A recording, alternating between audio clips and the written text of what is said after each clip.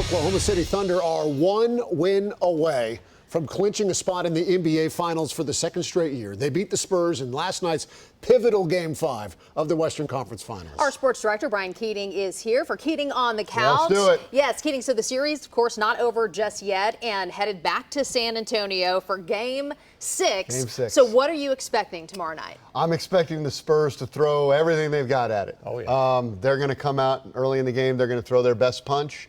They're going to bring all the energy that they have. I think Oklahoma City, they play in these kinds of games.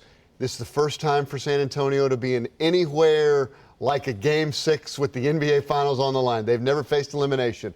And so they're going to bring everything they've got. I think if Oklahoma City can stay attached and close, I love their experience going down the stretch. But you got to win one more game, and it's going to be really hard to win. It will, which is great that we have two chances to do it, That's right? right. That's right. Brian, what do you think was the biggest difference between what was obviously a lackluster Game 4 and last night's Game 5? I thought they played with force. I think they played hard in Game 4, Sure. but I think they played with real force and bad intentions at the basket and closer to the basket. Chet Holmgren, I thought, was outstanding.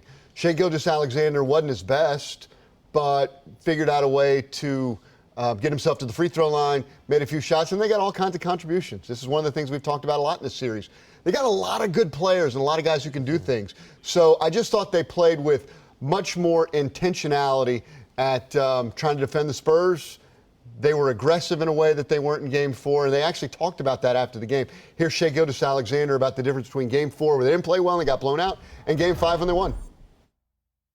A series, especially against a good team, is like a chess match. Like you go back and forth with adjustments and game plans and switching to things and trying new things. And I think like they obviously punched us really good in Game 4.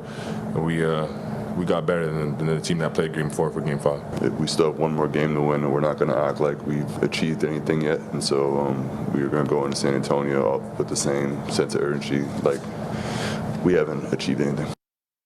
I think that was the difference. Maybe a better way to describe that was a sense of desperation and urgency that was in Game 5 that wasn't in Game 4. When you're at home in a situation like that, you have to win. I mean, Yes. they had to win, really, in order to win that series. And they played like they had to win. I expect them to be much better, much more intentional, and play with much more urgency tomorrow night trying to close them out. But how big of an issue is fatigue going into Game 6, potentially Game 7? These are very intense teams. It is fast-paced. They're playing games every 2 days. And you do notice sometimes with both teams, they look a little tired. I think when you watch the game, Victor Wembanyama, he does not have the same amount of energy that we saw in the early games in this series. I think the same could be said for Shai Gilgeous-Alexander. There are times where he just looks worn out. I think it's true. This is the toughest, most difficult defense that either one of those guys has ever played. And the object for both of those teams is to stop them. For the Spurs, it's to stop Shai. They've done a really good job of it. And for Oklahoma City, it's to stop Victor Wembanyama. You can see their level of fatigue. I think that is an issue. I think Oklahoma City plays a few more guys. They try to rest their guys a little bit more.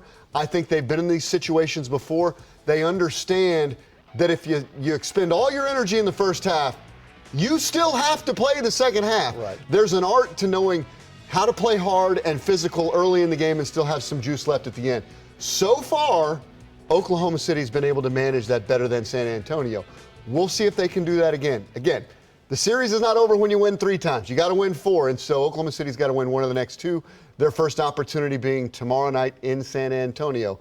And if they do, they're going to be the favorite going back to the NBA Finals next, Tuesday night, or Wednesday night. That's not what Reggie Miller said, by the way. But Reggie doesn't know. We all disagree with Reggie on that. Vegas will tell you who the favorite will be, and it'll be okay. It's not going to be the Knicks. No. Brian Keating, thanks so much. Appreciate that. We appreciate it.